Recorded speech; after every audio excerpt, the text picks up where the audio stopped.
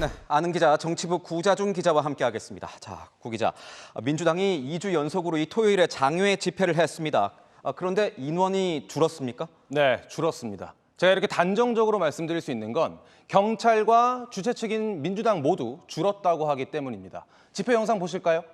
왼쪽이 지난 2일 서울역에서 열린 첫 번째 집회고요. 오른쪽이 어제 있었던 두 번째 숭례문 집회인데요.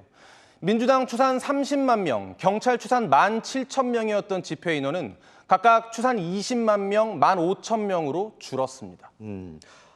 그런데 이 경찰 추산과 민주당 추산이 왜 이렇게 차이가 큰 겁니까? 집회가 열리면 주최 측이 우리 얼마나 모였다 이렇게 발표를 하고요. 경찰도 따로 집계를 하는데요.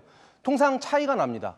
주최 측이 항상 더 많이 왔다고 주장하니까요. 일단 경찰은 페르미 추정법이라는 계산법을 사용합니다.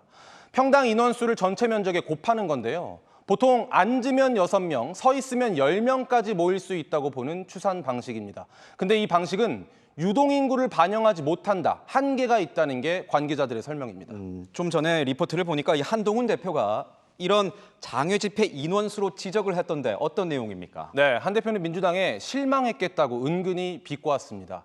민주당과 이재명 대표가 시민들이 선동에 넘어갈 거라고 착각한 것 같다면서요. 이재명 대표는 어제 이렇게 말했습니다.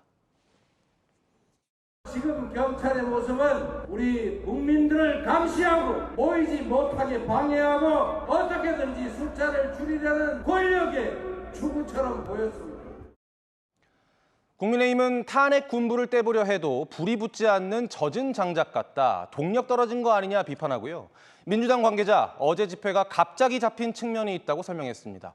다가오는 토요일에 또 장외 집회가 예고돼 있는데요. 이때는 조국혁신당까지 야 6당 연대에 미리 예정된 거라서 더 많이 모일 거라는 게 민주당의 설명입니다.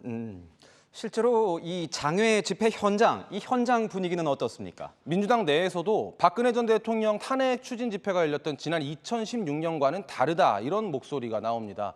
한 민주당 고위 관계자는 이미 한번 탄핵을 경험했는데도 달라진 게 없다고 생각하는 사람들이 많은 것 같다고 했고요. 또 다른 민주당 관계자도 탄핵 집회 시기가 너무 이른 측면이 있다고 분석하기도 했습니다. 그래서일까요?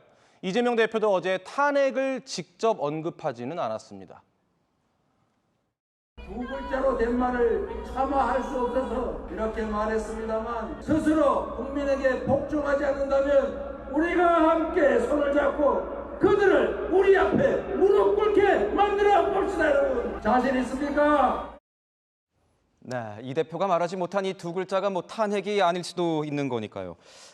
구 기자, 민주당이 집회보다는 또 이 김여사 특검법에 더 집중을 하는 것 같던데 이것도 뭔가 같은 맥락으로 봐도 되는 겁니까? 그렇게 보는 시각도 있습니다. 윤 대통령이 김건희 여사 특검법을 거부하면 민주당은 오는 28일에 재의결을 하려고 하는데 특검법 수사 대상도 줄이고 특검 추천도 제3자 방식으로 수정하는 걸 검토 중이거든요. 장외 집회 동력이 충분치 않아서 전략적으로 수정하는 거 아니냐, 제가 이렇게 물어봤는데요. 민주당 관계자는 아니다. 대통령 담화 이후에 여론 더 안 좋아졌다. 여당 이탈표를 더 확실히 끌어내려고 그러는 거다, 이렇게 설명했습니다. 국민의힘은 작심하고 장외 집회를 때리는데 이 장외 집회를 결국 이재명 대표, 이 1심 선고를 앞둔 무죄 여론전으로 규정하고 있는 겁니까? 예, 한동훈 대표는 사흘간 SNS를 4건을 올리면서 비판에 집중하고 있고요. 당내에 민주당 장외 집회를 적극 비판하라는 지시가 내려진 걸로 전해집니다. 공격 포인트는 이재명 대표에 대한 방탄 집회, 판사 겁방용 무력 시위라는 건데요. 야당의 특검법 공세에 오는 14일 특별감찰관 추천 의원총회까지 여당도 이번 주 밀리지 않겠다는 전략입니다. 네, 지금까지 아는 기자였습니다.